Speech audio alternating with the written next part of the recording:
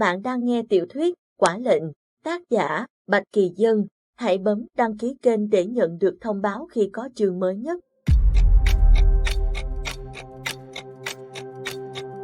Chương 56, Tiểu Thần. Đến trước vách đá, Diệp Minh lần sờ trên mặt đá rêu phong trơn tuột, tìm thấy một cơ quan liền ấn mạnh vào đó. Vách đá thế mà chuyển động tách làm đôi, dây leo thủy sinh và rêu phong phủ thành lớp dày từ từ bị tách ra, đứt đoạn rơi lả tả xuống dưới.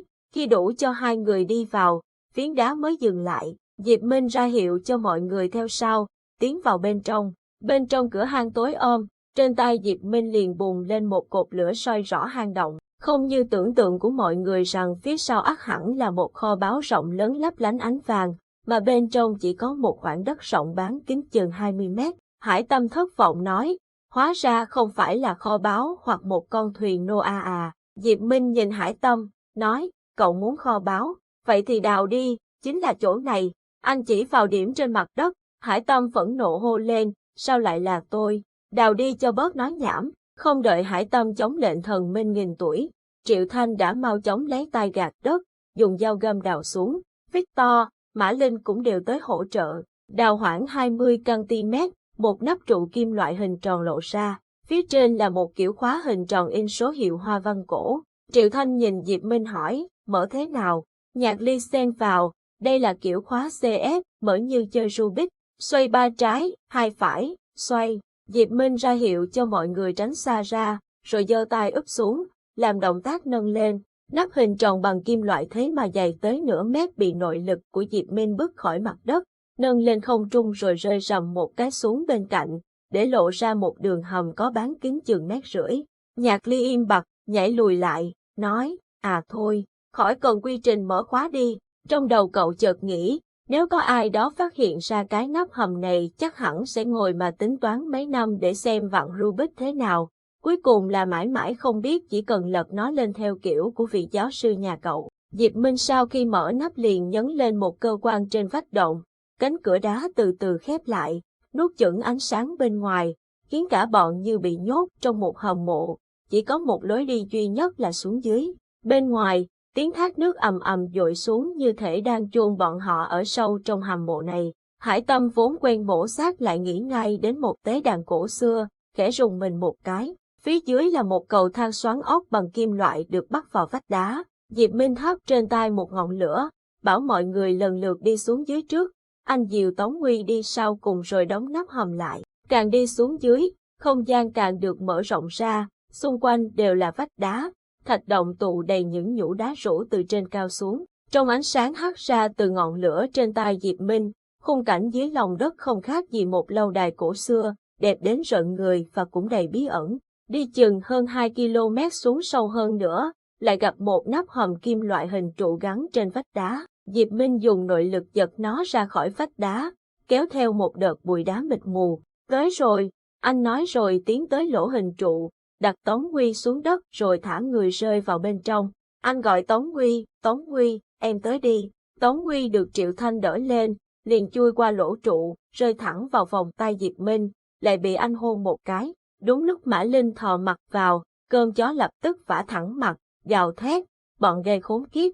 Cả bọn vào trong một hành lang tối om, lửa trên tay Diệp Minh vụt tắt từ bao giờ. Hải Tâm vào sau cùng, thốt lên, ôi đệt, cứ như đi thám hiểm lòng đất. Anh chưa nói xong đã nghe thấy tách một tiếng, cùng với đó, điện bật sáng, chiếu rọi một hành lang rộng rãi, trải dài mãi phía xa. Những máy móc thiết bị hiện ra trước mắt khiến cả bọn sững sờ. Nơi nọ đứng là phòng điều khiển của một chiếc tàu ngầm. Diệp Minh nói, chào mừng thủy thủ đoàn đến với tiểu thần. Mã Linh thoáng chốt răng môi va vấp, nói, trời đất, Tân thủy sư, hóa ra là một chiếc tàu ngầm chiến đấu. Mẹ nó, bà đây có nằm mơ cũng không mơ thấy. Giáo sư Diệp, có phải anh nên giải thích một chút không? Anh giấu một tàu ngầm chiến đấu ngay bên rìa hải phận của Cổ Lăng, dọa chết tôi rồi. Triệu Thanh vẫn không tin nổi. Diệp Minh xác nhận, đúng vậy, khi liên minh mở rộng lên vùng cực Bắc, tôi tham chiến trong một thủy thủ đoàn, bất ngờ phát hiện ra hòn đảo này có chút đặc biệt. Chính giữa đảo rỗng, tạo thành một cái hang bí mật. Khi ấy quân liên minh bị ngư lôi đánh chặn, liền lao đầu vào vách đá ngầm. May mắn sao lại mở ra một lối để trú ẩn. Tiếc rằng, Sau khi tránh ngư lôi, vài ngày không có động tĩnh, chúng tôi ra khỏi nơi ẩn nấp, lập tức bị trúng đạn ở bên ngoài, cách khoảng 20 km, con tàu bị bắn nát, toàn bộ thủy thủ đoàn đều bỏ mạng, chỉ còn mình tôi. Sau đó thì sao? Tống Huy hỏi anh. Sau đó, khi chiến tranh kết thúc, tôi muốn có một nơi yên tĩnh để làm khoa học, đặc biệt là nghiên cứu thủy sinh, liền lần lượt vận chuyển thiết bị lắp ráp tới đây, lắp một con tàu. Trong suốt mấy mươi năm, tôi làm điều đó như một cách giải trí. Các cậu cứ thử sống trên đời này 800 năm xem, đến giết thời gian cũng còn là một cực hình.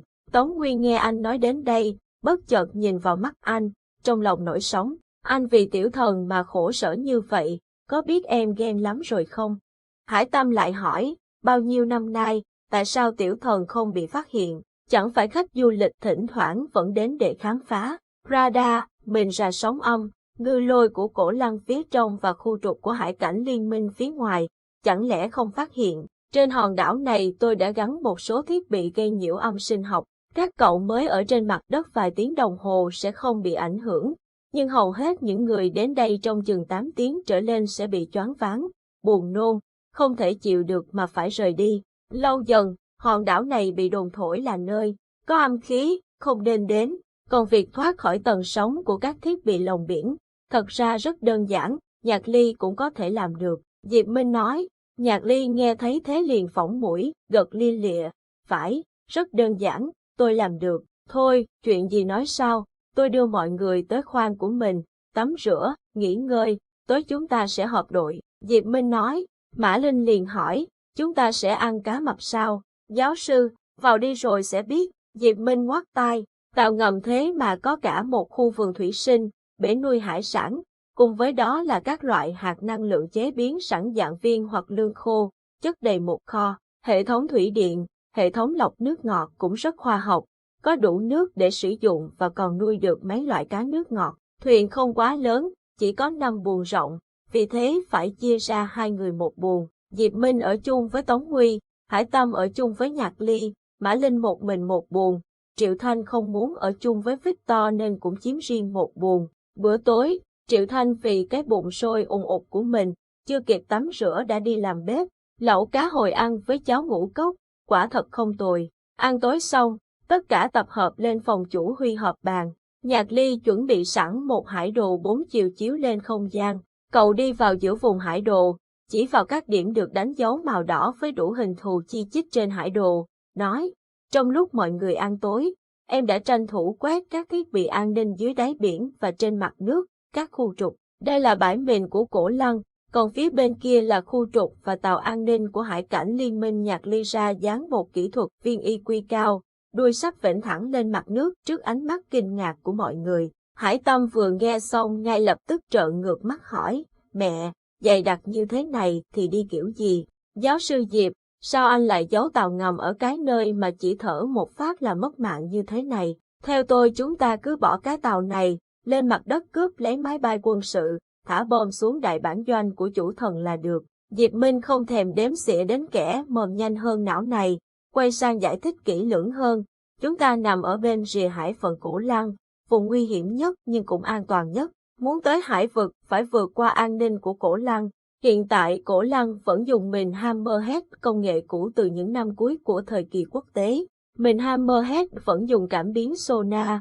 Chẳng lẽ tiểu thần không thể qua mắt được cái công nghệ cổ lỗ sĩ ấy sao? Mã Linh xen vào, Hammerhead có khả năng điều khiển từ xa, có nghĩa là nó có thể được định vị hợp pháp trong các vùng biển quốc tế khi không kích hoạt cơ chế kích nổ.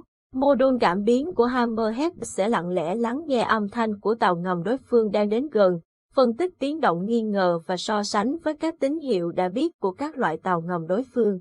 Nếu xác nhận có tàu lạ, Hammerhead có thể phóng ngư lôi có lái dẫn MK-54 để tiêu diệt mục tiêu và thông báo cho mô-đun điều khiển. Tuy là công nghệ cũ nhưng độ chính xác rất cao. Về cơ bản, tiểu thần có thể đi qua bãi mìn này mà không gây ra bất cứ tiếng ồn nào, nhưng kể cả chúng ta tránh được bãi mìn này, thì sẽ gặp phải một bãi mìn khác, ở ngay đây. Diệp Minh vừa nói, vừa chỉ một dải tín hiệu màu đỏ nằm dích dắt ngay phía ngoài bãi Hammerhead.